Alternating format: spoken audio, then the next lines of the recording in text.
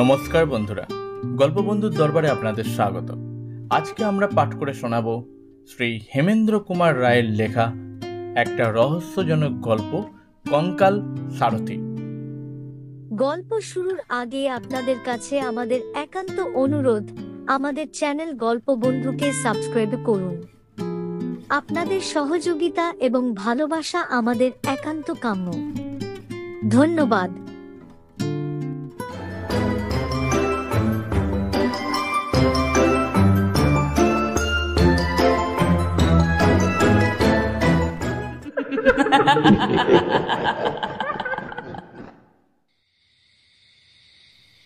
উফ, ম্যালেরিয়ার মতন ছ্যাঁচড়া অসুখ পৃথিবীতে আর কিছু আছে কি? এই দেখো না, শখ করে সেদিন ঢাকুরিয়া লেক দেখতে গিয়েছিলাম। সন্ধ্যার একটু আগে হঠাৎ কাঁপুনি দিয়ে আমার জ্বর এলো। সে কি যেসে জ্বর, যেসে কাঁপুনি! না পারি দাঁড়াতে, না পারি বসতে, একেবারে ঘাসের ওপর পড়লুম শুয়ে। কি শীত রে বাপ! পা থেকে মাথা পর্যন্ত চাদর মুড়ি দিয়ে কাঁপতে কাঁপতে কেমন যেন আচ্ছন্নের মতো হয়ে রইলুম। সেইভাবে কতক্ষণ ছিলুম তা ভগবান ছাড়া আর কেউ জানেন না। তবে একবার চাদরের ভেতর থেকে জুলজুল করে চোখ মেলে উঁকি মেরে দেখলুম চারিদিকে গাঢ় অন্ধকারের মেলা, কোথাও জনমানবের সারা পর্যন্ত নেই। বুকটা ছ্যাঁত করে উঠল। কোথায় বাগবাজারে আমার বাড়ি, আর কোথায় পড়ে আছি আমি একলা। গুন্ডারা গলায় ছুরি বসাতে পারে, সাপে কামড়াতে পারে, বিনা চিকিৎসায় প্রাণ পাখি ফুরুক করে উড়ে যেতেও পারে। বাড়ির লোক এতক্ষণে হয়তো ভেবেই সারা হচ্ছে। না, আর তো এখানে থাকা চলে না। যেমন করেই হোক আমাকে আজ বাড়ি যেতেই হবে। অনেক কষ্টে উঠে দাঁড়ালুম। গায়ের ভিতর দিয়ে তখনও যেন আগুনের ঝলক ছুটছে।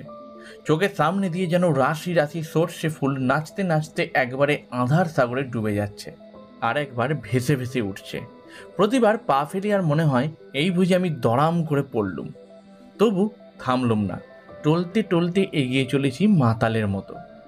রাত ঝাঁ ঝাঁ করছে। সেই রাত্রে আমি প্রথম বুঝতে পারলুম পৃথিবী কত বেশি স্তব্ধ হতে পারে। শহরের হট্টগোলে রাগ হয় বটে, কিন্তু এই স্তব্ধতাও সহ্য করা অসম্ভব। একটা ব্যাঙ কি একটা ঝিঝি পোকা কি একটা পাহারাওয়ালার নাক পর্যন্ত রাখছে না। গাছের পাতায় বাতাসের একটু নিঃশ্বাস পর্যন্ত শোনা যাচ্ছে না। সারি সারি কোম্পানির আলোর থামগুলো নীরবে দাঁড়িয়ে জ্বলন্ত চোখে যেন থমথম অন্ধকারকে নিরীক্ষণ করছে। তিমির তুলির প্রলেপ মাখানো গাছপাতার ফাঁকে ফাঁকে বাড়ির পর বাড়ি দেখা যাচ্ছে বটে, কিন্তু তারাও যেন প্রেতপুরীর মতো নিস্তব্ধতার ভেতর থেকে একটা ঘুম ভাঙা খোকার কান্নার আওয়াজ পর্যন্ত কে যেন আজ নিশুটির মন্ত্র পড়ে সমস্ত জগৎটাকে বোবা করে দিয়েছে। জ্বরের ঘোরে চলেছি তো চলেছি। এই নিঃশব্দ পল্লী ছেড়ে শহরের শব্দে রাজ্যে গিয়ে পড়বার জন্য প্রাণ যেন আয় ঢায় করতে লাগলো। কিন্তু এ পথ আর শেষ হতে চায় না। এ পথ যেন আজ শেষও হবে না, কালও শেষ হবে কি? আমাকে যেন কোনো অভিশপ্ত আত্মার মতো চলতে হবে অনন্তকাল ধরে। এক বেচারি ইহুদির গল্প পড়েছিলাম। কার সাপে যেন তাকে অনন্তকাল ধরে সারা বিশ্বে ছোটাছুটি করে বেড়াতে হয়েছিল। আমারও কি তাই হলো নাকি? মাথাটা একবার নাড়া দিয়ে ভাবলুম, দূর চাই, এসব কি উদ্ভট কথা। জ্বরে আমার মাথা খারাপ হয়ে গেল নাকি? ভাবছি। মাঝে মাঝে এক একটা মাঠ যেন এক একটা অন্ধকারের মায়া সরোবর। সেখান দিয়ে যেন অন্ধকারের ঢেউ বইছে। অন্ধকারের স্রোত ছুটে আসছে আমাকে গ্রাস করবার জন্য। অন্ধকারের তরঙ্গের ভেতরে গাছগুলোকে দেখাচ্ছে বড় বড় দৈত্য দানবের মতো। প্রতীকের হৃৎপিণ্ড ছিঁড়ে খাওয়ার জন্য ওরা ওঁত পেতে প্রস্তুত হয়ে আছে। কান্না ভরা কনকনে বাতাস এসে চুপি চুপি যেন আমার কানে কানে বলে যাচ্ছে, ওহে নিঝুম রাতের অজানা মানুষ, এ মৃত্যুপুরীর ভিতর দিয়ে কোথায় চলেছ তুমি? আমার কথা শোনো, ভূত পেতরা একে একে জেগে উঠেছে। এইবার প্রাণ নিয়ে পালিয়ে যাও। যাও গো, যাও। আরও খানিক অগ্রসর হয়ে মনে হলো পৃথিবীর সমস্ত শব্দ এসে আমার দুই পায়ের দুই জুতোর ভেতরে আশ্রয় নিয়েছে। প্রত্যেকবার পা ফেলি আর সেই শব্দগুলো জুতোর ভেতর থেকে চমকে উঠে রাজপথের ওপরে আছাড় খেয়ে পড়ে, আমাকে চমকে চমকে তোলে। শব্দ শুনতে চাই, নিজের পায়ের শব্দ পাচ্ছি, কিন্তু কেন জানি না সে শব্দ শুনে শুনে আমার মন খুশি হবে কি আরও বেশি নেতিয়ে পড়তে লাগলো। সে যেন রাজপথে ঘুমন্ত কোনো অশরীরী প্রেতাত্মার চিৎকার। আমার পদাঘাতে সে যন্ত্রণায় গজরে গজরে উঠছে।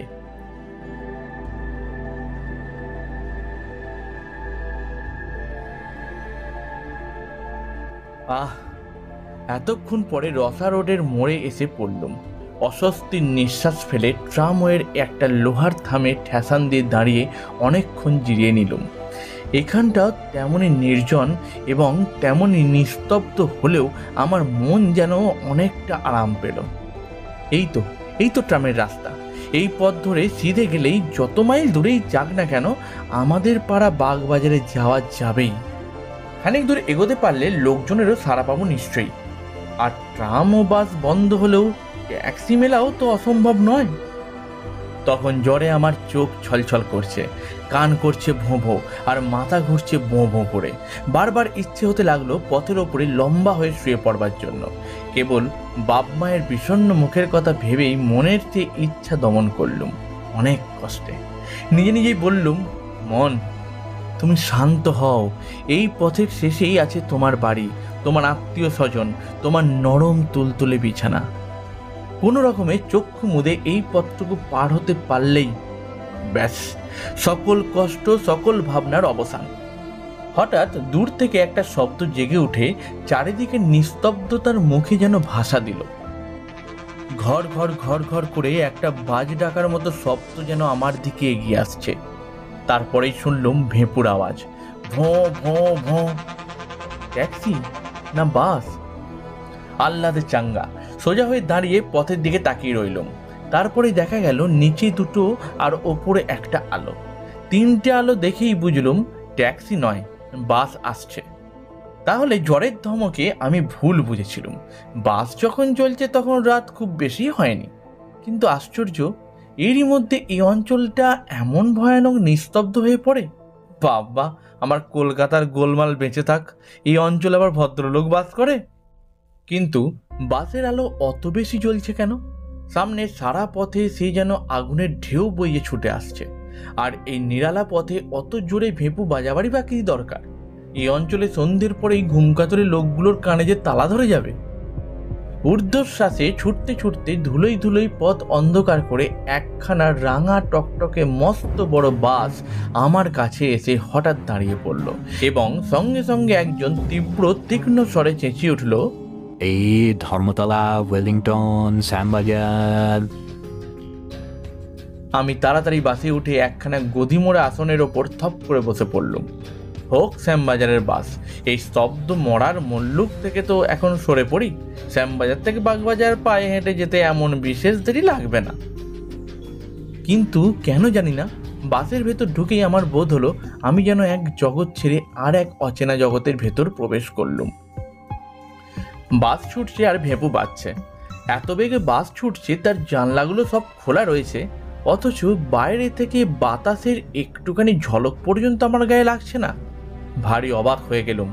আমার জ্বর কি এত বেশি হয়ে উঠেছে যে দেহের অনুভব করবার ক্ষমতাটুকু আর নেই?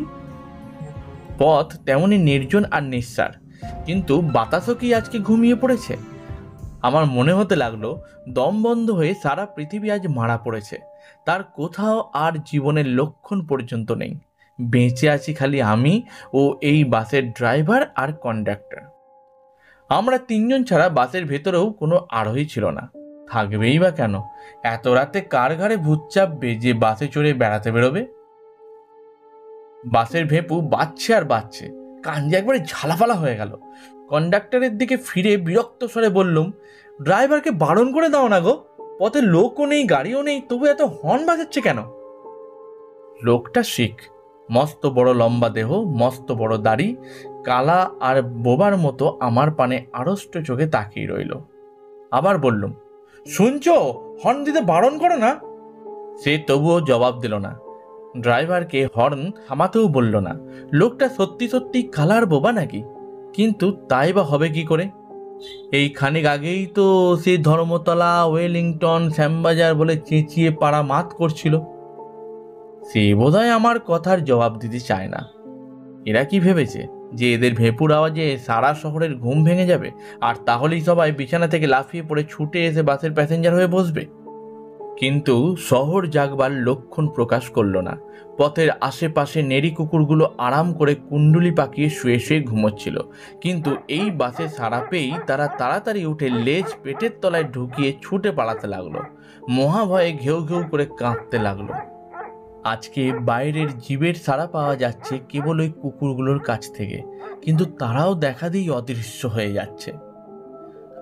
কুকুরগুলো কেন আমাদের বাস থেকে পালাচ্ছে? মনের ভেতর কেবল এই প্রশ্নই জাগতে লাগলো। কেন কেন কেন পালাচ্ছে? কন্ডাক্টর কেন আমার কথায় জবাব দিচ্ছে না? কেন কেন ড্রাইভার কেন ক্রমাগত ভুঁইপো বাজাচ্ছে? কেন বাজাচ্ছে কেন? কন্ডাক্টরের দিকে ফিরে বললুম, তোমার ভাড়ার পয়সা নাও। সে মস্ত একখানা কালো হাত বাড়ালে। ভাড়া দিয়ে টিকিট নেওয়ার সময় আমার হাতে তার হাতের ছোঁয়া লাগলো। উফ, অমনি মনে হলো কে যেন একখানা তীক্ষ্ণ বরফের ছুরি দিয়ে আমার হাতে খ্যাঁচ করে খোঁচা মারল। জ্যান্ত মানুষের হাত এমন ঠান্ডা কনকনে হয়? আশ্চর্য হয়ে তার মুখের পানে তাকালাম। তার লম্বা চুল আর দাড়ি গোপের জঙ্গলে ভরা মুখখানা বাসি মরার মতো স্থির। তার চোখেও পলক পড়ছে না, তার চোখ যেন পাথরের গড়া। আমার বুকটা গুড়গুড় করতে লাগলো।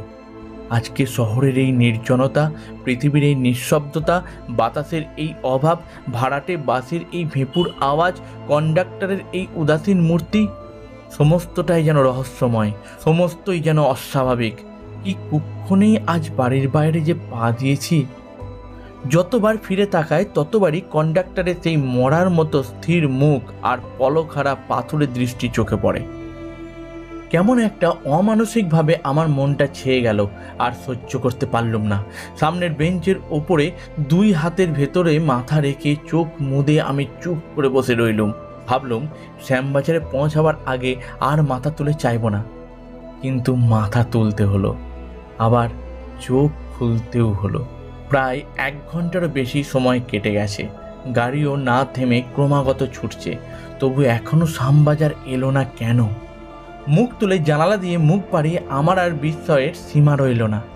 শ্যামবাজার তো অনেক দূরের কথা, গাড়ি এখনো ভবানীপুরেই আসেনি, অথচ গাড়ি এত বেগে ছুটছে যে পথের দুপাশের বাড়িগুলো তীরের মতন পেছনে সরে সরে যাচ্ছে।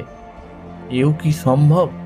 হতভম্বের মতন মুখ ফিরিয়ে দেখি গাড়ির ভিতরে 10-12 জন লোক বসে রয়েছে। নিজের চোখকেও আমি আর বিশ্বাস করতে পারলুম না। আমি হলপ করে বলতে পারি এতক্ষণের ভিতরে গাড়ি একবারও থামেনি, তবু কোত্থেকে এরা এলো? কখন এরা গাড়িতে উঠলো? একে একে সকলের মুখের পানেই তাকিয়ে দেখলুম, সব মুখই মরার মতন স্থির, নির্বিকার। সব চোখের পাথরের দৃষ্টি আড়ষ্ট হয়ে আছে। কে যেন শ্মশান থেকে কয়েকটা মৃতদেহ তুলে এনে বেঞ্চির ওপর সারি সারি করে বসিয়ে দিয়ে গেছে। তাদের ভেতর বাঙালি আছে, খোট্টা আছে, সাহেব আছে, কিন্তু তারা সবাই চেয়ে আছে আমার দিকে। সেই চাউনিতে কোনো ভয়ের আমেজ নেই।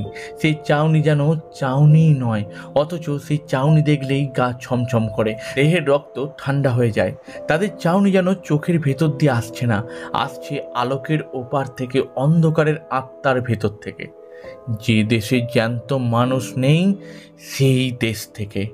ভাবহীন অথচ ভয়ানক তাদের সেই চাহনি। আরেক আশ্চর্য ব্যাপার এই যে গাড়ির ঝাঁকুনিতেও তাদের কারোর দেহ একটুও নড়ছে না। গাড়ির ভেতরে বসেও তাদের দেহ যেন গাড়িকে না ছুঁয়ে শূন্যে বিরাজ করছে।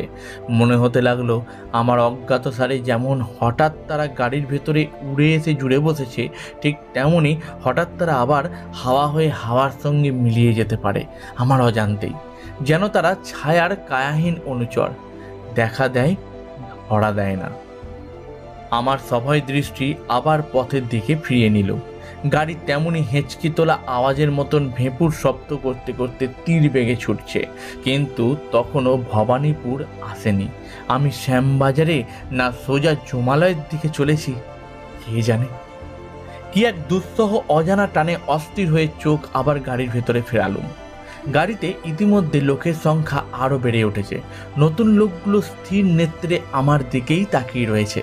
সমস্ত গাড়ির ভেতরে একটা মোটকা গন্ধ ভেসে ভেসে বেড়াচ্ছে, যেন বাসি মরার গন্ধ। হাসপাতালের মরার ঘরে গিয়ে আমি একবার এই রকমই গন্ধ পেয়েছিলাম। আমার সর্বাঙ্গে কাঁটা দিল, বুকের কাছটা শিউরে শিউরে উঠতে লাগলো। আমি কি জেগে আছি না স্বপ্ন দেখছি?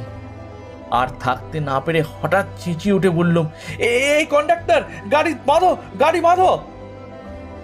কন্ডাক্টর আমার কোনো কথার সাড়া দিল না, গাড়ি থামাবারও চেষ্টা করলো না। আবার বললাম, কিন্তু ফল হলো না। রেগে দাঁড়িয়ে উঠে কন্ডাক্টরের দেহ ধরে আমি নাড়া দিতে গেলাম, কিন্তু তাকে ছুঁতে পারলুম না। চোখের সামনে তাকে স্পষ্ট দেখতে পাচ্ছি, কিন্তু তাকে স্পর্শ করতে পারছি না। সে যেন হাওয়া দিয়ে তৈরি। হঠাৎ গাড়ির সমস্ত লোক একসঙ্গে অট্টহাস্য শুরু করে দিল।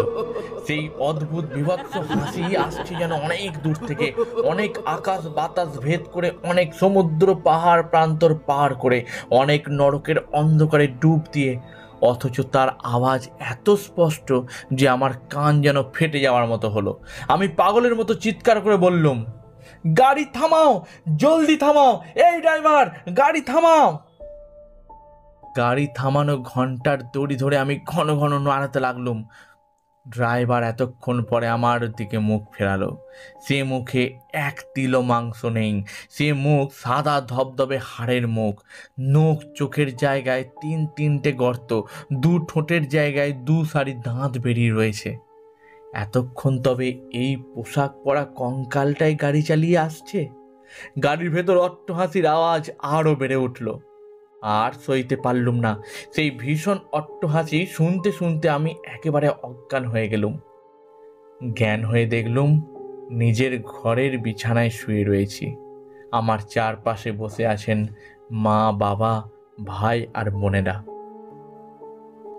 শুনলুম আমি নাকি রসা রোডের ফুটপাতের ওপর জ্বরের ঘোরে বেহুঁশ হয়ে শুয়েছিলুম। কালকের রাতের বিভীষিকার কথা সকলকে বললুম। বাবা বললেন, ও সব বাজে কথা। জ্বরের ঝোঁকে লেকের ধার থেকে রসা রোড পর্যন্ত এসে তুমি বেহুঁশ হয়ে পড়েছিলে, বুঝলে? তারপর ওইসব খেয়াল দেখেছ। কিন্তু আমার মন বলতে লাগলো, না না, আমি যা দেখেছি তা খেয়াল নয়, খেয়াল নয়, খেয়াল হতে পারে না।